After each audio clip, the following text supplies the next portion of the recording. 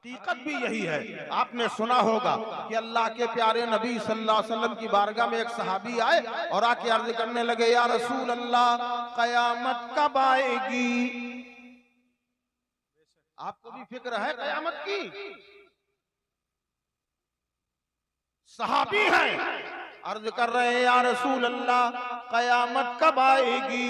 मेरे आका इरशाद फरमाते हैं, ऐ मेरे सहाबी, ऐ मेरे प्यारे, तुमने कयामत के लिए कोई इंतजाम किया है कि नहीं? अर्ज करने लगे, या रसूल अल्लाह, अगर कुछ किया है तो अल्लाह और उसके रसूल से मोहब्बत की, अल्लाह उसके रसूल से मोहब्बत की है। तो मेरे आका फरमाते हैं, अगर तुमने अल्लाह और उसके रसूल से मोहब्बत की है तो कयामत में यही तुम्हारे लिए काफी है। बेशक, सुभान अल्लाह, सुभान अल्लाह। मगर एक बात बताएं, इसका ये मतलब ना समझना कि खाली मोहब्बत का दावा करो, नमाजें छोड़ दो, रोजे छोड़ दो। अम्मा जो मोहब्बत करेगा वो नमाज भी पढ़ेगा, जो मोहब्बत करेगा वो रोजा भी रखेगा, जो मोहब्बत करेगा वो अच्छे अमाल भी करेगा, जो मोहब्बत नबी की से मोहब्बत करेगा, जो नबी के फरमान के मुताबिक अपने माँ बाप की खिदमत भी करेगा, नबी के फरमान के मुताबिक झूठ से परहेज भी करेगा, जो मोहब्बत नबी से करेगा वो अच्छे काम भी करेगा। आइए अगला शेर समाप्त फरमाए। इश्क़ अहमद ही महशर में काम आएगा, मैंने सोचा न था, मैंने सोचा न था। और चढ़ के काबे की छत पर ये बोले बिलाल, अरे बोल दो, ये वो आशिक़े नबी है, वो शहदाए रसूल है कि हर कोई तो नबी की बारगाह में कलमा पढ़ने आया है, मगर बिलाल वो है जिन्हें नबी ने खुद जाके कलमा पढ़ाया है। अल्लाहु अकबर, वो बिलाल दुनिया आपको मालूम नहीं है कौन बिलाल है?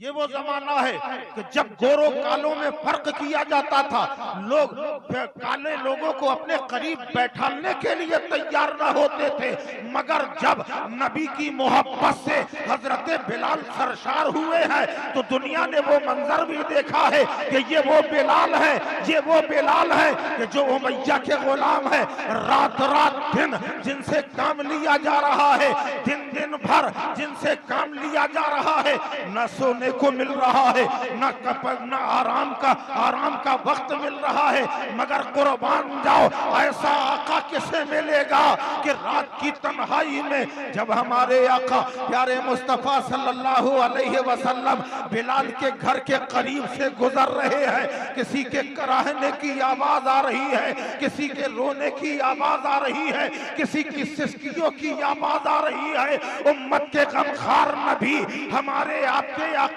रहमत आलम सल्लल्लाहु अलैहि वसल्लम, जिनसे किसी का रोना देखा नहीं जाता, जिनसे किसी की तकलीफ बर्दाश्त नहीं की जाती, उस मोहसिन आजम ने जब किसी के रोने की आवाज सुनी, सिसकियों की आवाज सुनी, ठहर जाते हैं। ठहर कर सामने देखा तो कमरे के अंदर एक लागर शख्स है, एक बीमार शख्स है, एक काला शख्स है जो चक्की पीस रहा है, चक्की चला रहा है, एक बोरी गल्ला रखा हुआ है। मेरे नबी ने उस सिसकी लेने वाले से पूछा, ये सिसकियां क्यों किस लिए ले रहे हो? आंखों में आंसू क्यों है? ये दर्द कर्ब की कराह क्यों आ रही है? उसने कहा, ए आने वाले, तुम ये सवाल ना करो, का बताओ तो सही आखिर माजरा क्या है? उसने कहा कि मेरा आका उमैया है जो रात दिन मुझसे काम लिया करता है, दिन भर बकरियां चरवाता है, शाम को जब मैं थक हार के आता हूँ और सोने का इरादा करता हूँ, आराम का इरादा करता हूँ, मुझे ये गल्ला दे दिया जाता है, दिन भी बर्बाद हो जाता है, रात भी जाया हो जाती है, मुझे सोना नसीब नहीं होता है। मैं थक हार चुका हूँ, आज मैं बीमार हूँ। मोहसिन आज़म सल्लल्लाहु अलैहि वसल्लम ने फरमाया तू जा आराम कर ले। कहा मैं आराम करूंगा तो इसका क्या होगा? कमली वाले आका प्यारे मुस्तफा इरशाद फरमाते हैं तू आराम कर ले, तेरा काम मैं कर लूंगा, तेरे हिस्से का काम मैं कर लूंगा। दुनिया में बहुत सारे आका हैं, बहुत सारे अपने आप को रहबर मानते हैं, रहनुमा कहा करते हैं, मगर लाओ मिसाल कमली वाले आका के जैसी मिसाल लाओ जो अपने खादिमों को इतना चाहते हैं, इतनी मोहब्बत करते हैं। अमा खाली खादिम, चाहे बादशाह हो खादिम वो भी है, चाहे गुलाम हो खादिम वो भी है। ये नबी का वो घर है, ये वो नबी का दस्ते करम है कि जिसने सबको नवाजा है, गरीबों को भी नवाजा है, अमीरों को भी नवाजा है। कोई ऐसा नहीं है जो ये कहे कि नबी का सदका हमें नहीं मिला है। तभी तो कहने वाला पुकार उठा कि खुद मंगता तो है मंगता, कोई शाहों में बता दे जिसको मेरे सरकार से सदका। नारे तकबीर, नारे रिसालत, मसलके आला हजरत सैयद आमिर मसूदी साहब किबला, इस्लाह मुआशरा कॉन्फ्रेंस। नारे तकबीर, नारे रिसालत। ये वो बिलाल है जो अभी कलमा नहीं पढ़ा है, मुशर्रफ भाई इस्लाम नहीं हुए हैं। एक दिन गुजर जाता है, दूसरे दिन मेरे आका फिर आते हैं, फिर चक्की चलाते हैं, बिलाल को आराम कराते हैं। तीसरा दिन फिर आ जाता है, फिर चक्की चला रहे हैं, बिलाल को आराम करा रहे हैं। और जाते जाते कह के जाते हैं कि जब मेरी जरूरत पड़े मुझे आवाज दे देना, मैं तुम्हारा काम कर जाऊंगा। पूछा आखिर तुम हो कौन? मेरे आका फरमाते हैं तुमने पहचाना नहीं है क्या? तुम्हें मालूम नहीं है कि मक्के में किसी ने ऐलाने नबुव्वत किया है? उस ऐलाने नबुव्वत करने वाले का तुम्हें नाम मालूम है? कहा हाँ हाँ मुझे मालूम है, उनका नाम मोहम्मद है। मेरे आका फरमाते हैं तो सुन, मैं ही वो मोहम्मद हूँ और मैं ही उस दीने हक की हिमायत कर रहा हूँ। अल्लाहू अकबर। हजरत बिलाल ने कहा ऐसा हमदर्द कौमो मिल्लत नबी के सिवा कोई हो ही नहीं सकता। कलमा पढ़ा, मुशर्रफ भाई सलाम हुए। जब उमैया को पता चला, ऐ लोगों जरा सोचो इश्क़ रसूल क्या है। आज तुम्हें इस्लाम मिला है, इतने सस्ते अंदाज में तुमने इस्लाम को पाया, मुसलमानों के घर में तुम पैदा हो गए, तुमने समझ लिया कि हम मुसलमान हैं।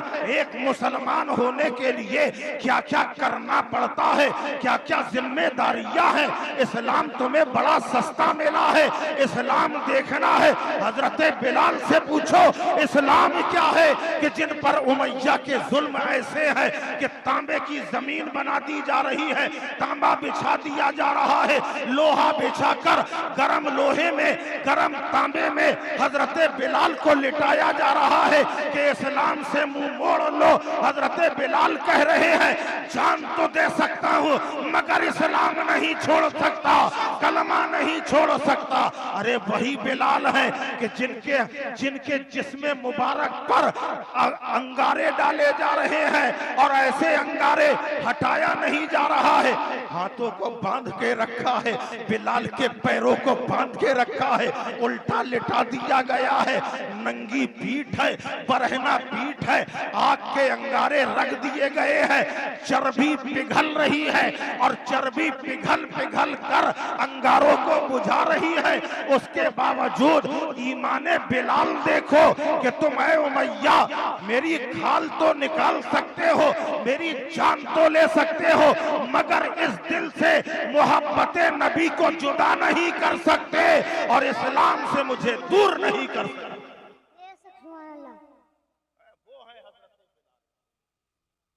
वो है आशिक़े रसूल। मैंने जो आयत पढ़ी है, कुल इन कुंतुम तुहिब्बूनल्लाह फत्तबिऊनी युहिब्बुकुमुल्लाह। ऐ महबूब आप फरमा दीजिए अगर तुम अल्लाह के महबूब बनना चाहते हो